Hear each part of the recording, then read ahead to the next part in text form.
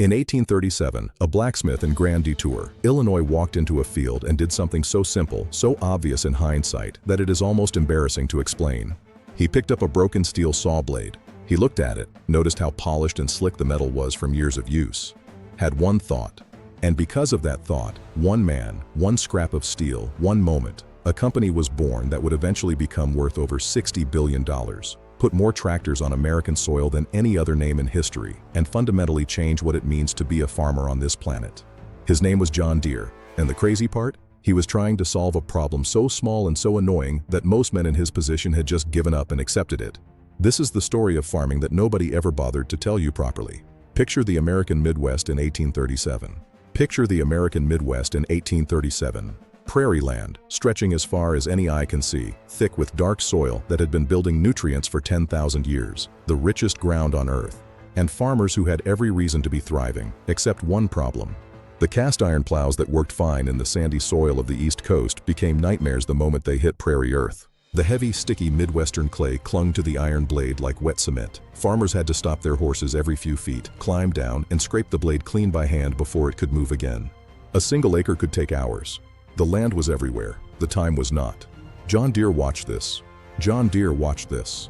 He was not a farmer, he was a blacksmith, but he shared the same frustration his customers had, which means he was looking at it with a slightly different question in his mind.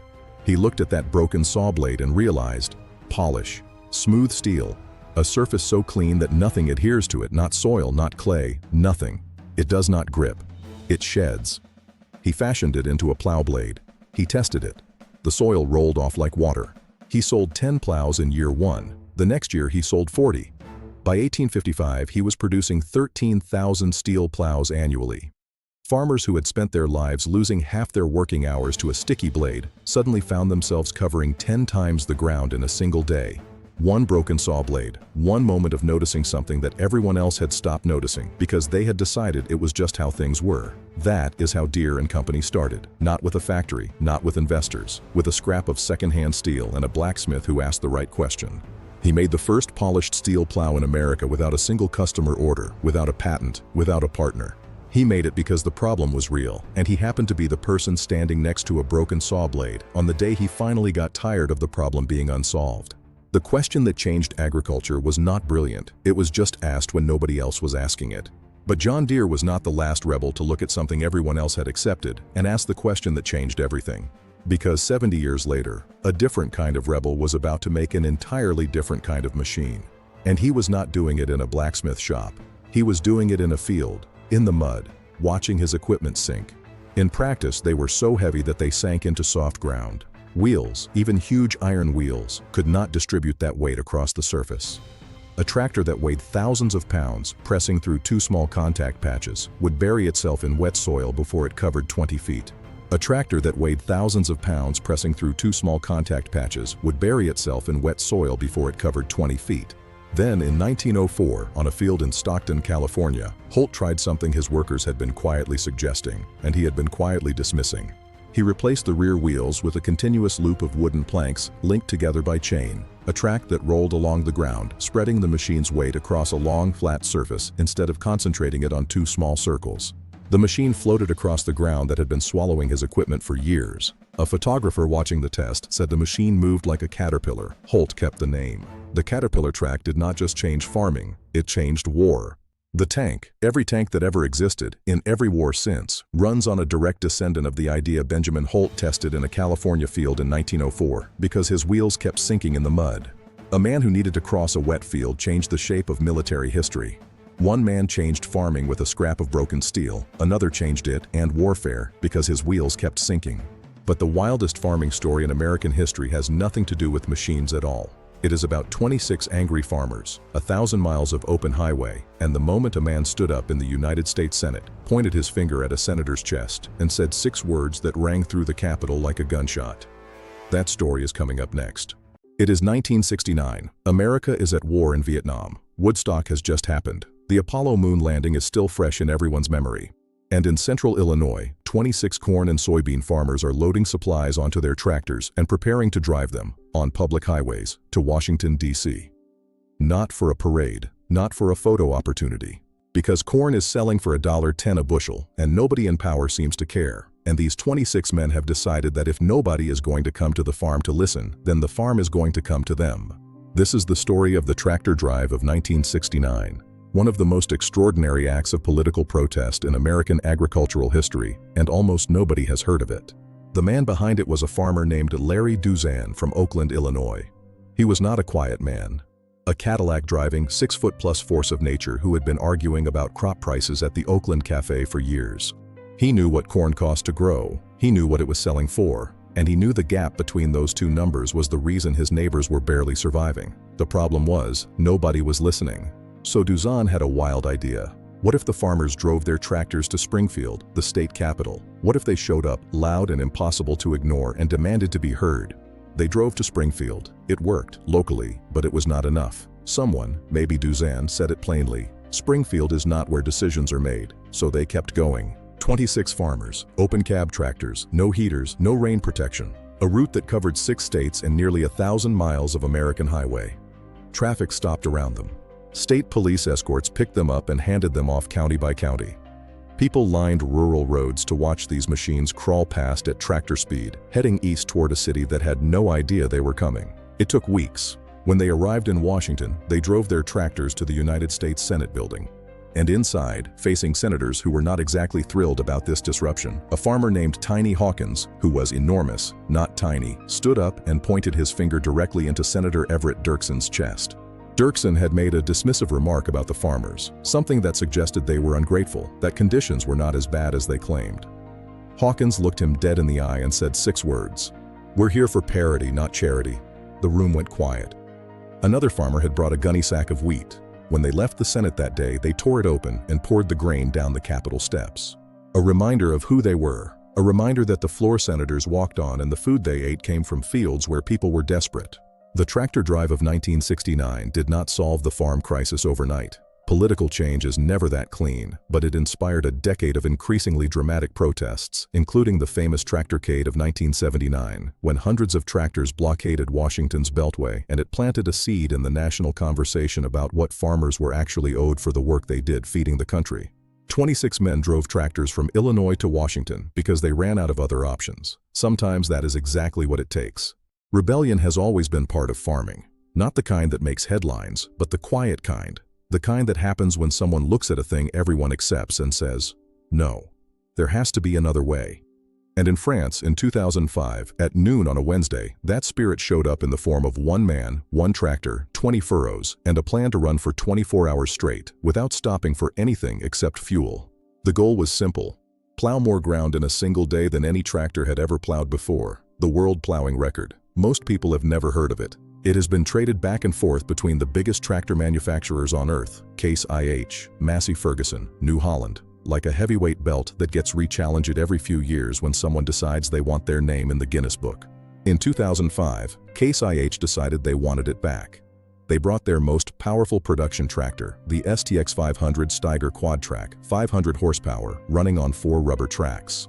They attached a custom 20-furrow plow designed by Grégoire Besson. They picked 1 driver. They set the clock for 24 hours. The rules were strict. 1 driver, the same unmodified tractor, the same plow. A minimum plowing depth of 10.5 inches maintained continuously. An official Guinness adjudicator watching every single pass. Refueling had to happen while the machine was still moving. The moment the plow came out of the ground and stopped moving forward, the clock stopped being kind to them. At noon on February 9, 2005, Jean Imbert climbed in and drove forward. For the next 24 hours he did not stop, not for weather, not for fatigue. He plowed through the afternoon, through the night, through the cold pre-dawn hours.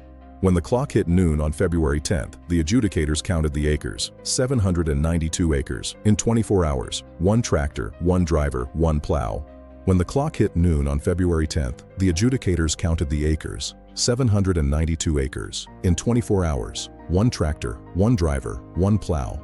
The previous record had been 620 acres, set by a Massey Ferguson. Imbert's run beat it by 172 acres, over a quarter more, and set a mark that stood for years. To put that in context, 792 acres is roughly 1/200 football fields, plowed, in a single day, by 1 machine. Nobody in that field was thinking about fuel efficiency. They were thinking, how far can this machine go? A blacksmith and a saw blade, 26 farmers and a tractor drive, one man plowing 700 acres. A blacksmith and a saw blade, 26 farmers and a 1,000-mile tractor drive, one man plowing 792 acres without stopping. But the final story is the one that puts all of these together. Because everything we have just described, the invention, the rebellion, the record, was driven by the same force. A farmer looking at a problem everyone else had accepted, and refusing to accept it. The last story is about what happens when that force gets aimed at the biggest problem farming has ever faced. Here is a number that should stop you. By 2050, the world needs to produce 50% more food than it does today. Not on more land. There is no more arable land to claim. Not with more water. The world is running short on that too. Not with more labor. Fewer young people are choosing farming every decade. 50% more food. Same land, same water. Fewer people. That is the problem facing agriculture right now. And the people working on it are doing it with the same energy those men did. Not by accepting the problem, by refusing to. In the United Arab Emirates, researchers ran a test that sounds like science fiction. They took pure desert sand, the kind of sand that covers about 1/3 of all land on Earth. Then they mixed it with a substance made of particles 500 times thinner than a single human hair, nanoclay, microscopic clay particles suspended in water. They sprayed that mixture into the sand, and 40 days later, they were harvesting watermelons. Not struggling, sad watermelons, full, productive watermelons. From sand that could not grow a weed the week before. The nanoclay particles filled the microscopic gaps between sand grains and changed the physical behavior of the material entirely. Sand that could not hold a single drop of water suddenly held it the way healthy soil does. Sand that could not grip a single root suddenly provided the structure plants need to grow. The researchers found the process reduced water usage by 47% compared to conventional desert irrigation.